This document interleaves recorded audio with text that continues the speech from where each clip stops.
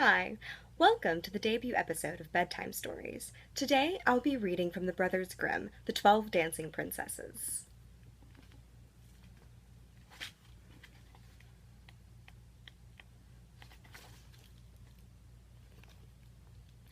The 12 Dancing Princesses. Once upon a time there was a king who had 12 daughters, each more beautiful than the other.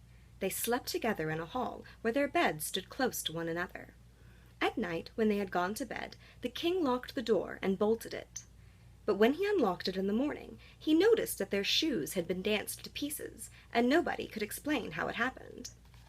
So the king sent out a proclamation saying that anyone who could discover where the princesses did their night's dancing might choose one of them to be his wife and should reign after his death. But whoever presented himself and failed to make the discovery after 3 days and nights was to forfeit his life. A prince soon appeared and offered to take the risk. He was well received, and at night was taken into a room adjoining the hall where the princesses slept. His bed was made up there, and he was to watch and see where they went to dance. And so that they could not do anything or leave without being seen, the door of the room was left open. But the eyes of the prince grew heavy, and he fell asleep. When he woke up in the morning, all 12 princesses had been dancing, for the soles of their shoes were full of holes. The second and third evenings passed with the same results. The prince was then granted no mercy, and his head was cut off. Many others came after him and offered to take the risk, but they all forfeited their lives. Now it happened that a poor soldier, who had been wounded and could no longer serve, found himself on the road to the town where the king lived. There he fell in with an old woman, who asked him where he intended to go. "I really don't know," he said.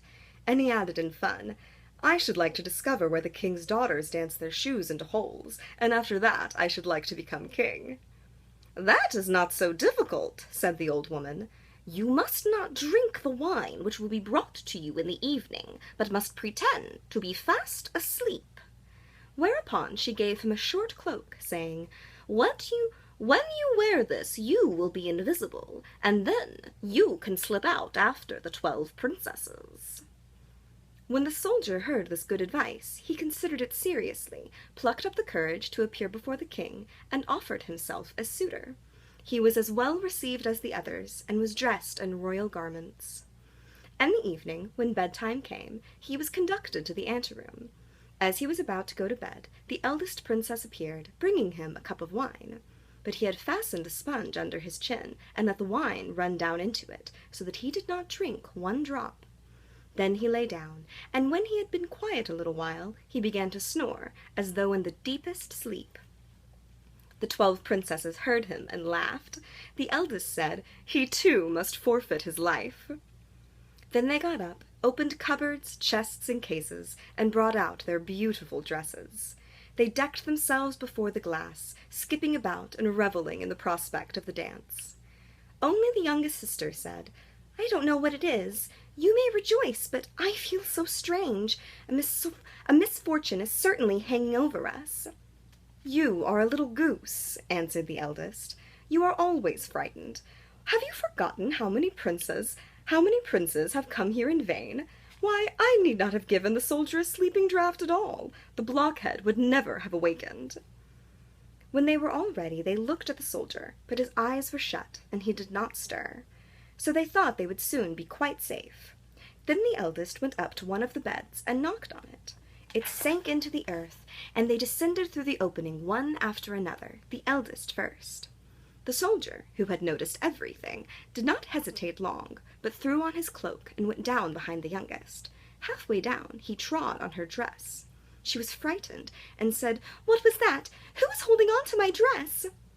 "Don't be so foolish. You must have caught it on a nail," said the eldest.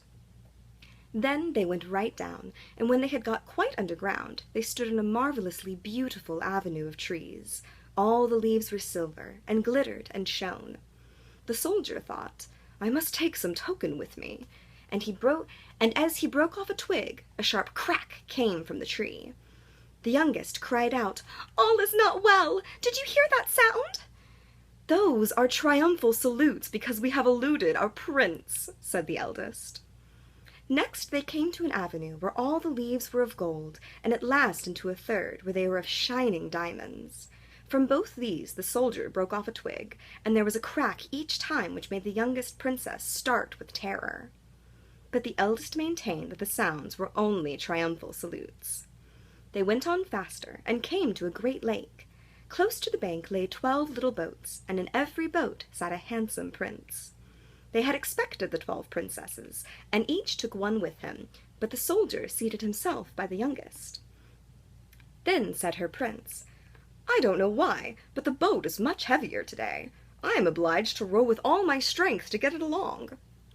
"I wonder why," said the youngest, "unless perhaps it is the hot weather.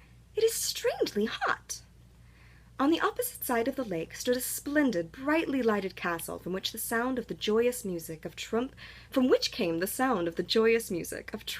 and drums. They rowed across, and every prince danced with his love. And the soldier danced too, unseen. If one of the princesses held a cup of wine, he drank out of it, and so that it was empty when he lifted it. If one of the princesses held a cup of wine, he drank out of it, so that it was empty when she lifted it to her lips. This frightened the youngest one, but the eldest always silenced her. They danced till 3 next morning, when their shoes were danced into holes, and they were obliged to stop. The princes took them back across the lake, and this time the soldier took his seat beside the eldest. On the bank they said farewell to their princes, and promised to come again the next night. When they got to the steps, the soldier ran on ahead, lay down in bed, and when the 12 came lagging by, slowly and wearily, he began to snore again very loud, so that they said, "We are quite safe as far as he is concerned." Then they took off their beautiful dresses, put them away, placed the worn-out shoes under their beds, and lay down. The next morning the soldier determined to say nothing, but to see the wonderful things again. So he went with them the 2nd and 3rd nights. Everything was just the same as the first time, and they danced each time till their shoes were in holes. The third time the soldier took away a wine cup as a token. When the appointed hour came for his answer, he took the 3 twigs and the cup with him and went before the king. The 12 princesses stood behind the door, listening to hear what he would say. When the king put the question, "Where did my daughters dance their shoes to pieces in the night?" he answered, "With 12 princes in an underground castle." Then he produced the tokens. The king sent for his daughters and asked them whether the soldier had spoken the truth. As they saw that they were betrayed and would gain nothing by lies, they were obliged to admit all. Thereupon the king asked the soldier which one he would choose as his wife. He answered, "I am no longer young. Give me the eldest."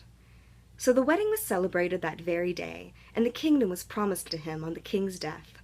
But for every night which the princes had spent in dancing with the princesses, a day was added to their time of enchantment. That was the 12 Dancing Princesses from the Brothers Grimm. I hope that you enjoyed your bedtime story. Sleep well and have a lovely night.